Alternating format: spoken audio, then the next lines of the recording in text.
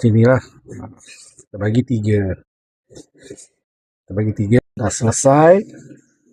Kita potong.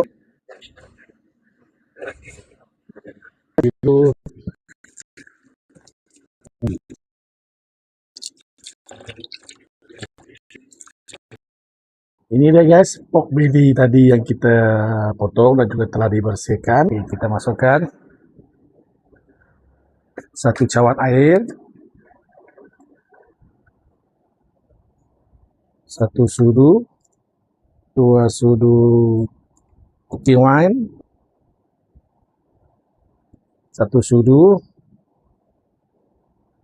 2 sudu kicap pekat, dan juga kicap soya, 1 sudu, 2 sudu, 3 sudu seasoning.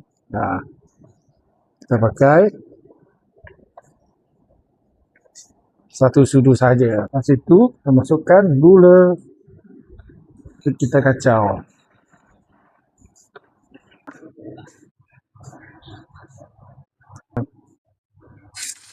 Nah, goreng dulu.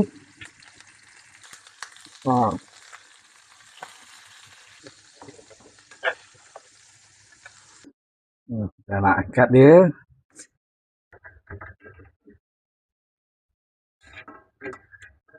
Ini dia guys, babi yang telah kita goreng tadi.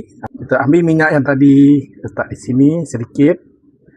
Okey, kita masukkan kita punya ke semua bahan-bahan ini guys. Kita kacau. Okey, lepas tu kita masukkan kita punya kicap yang kita pancuh tadi. Kita masuk ke semuanya. Itu kita kacau.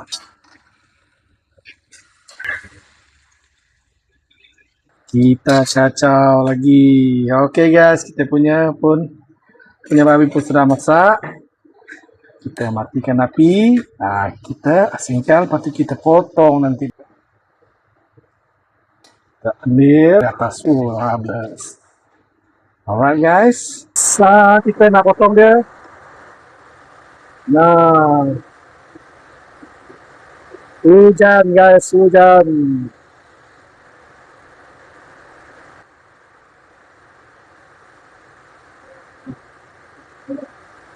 Ini dia guys, pork belly soya sauce. Wow, kami harus coba guys.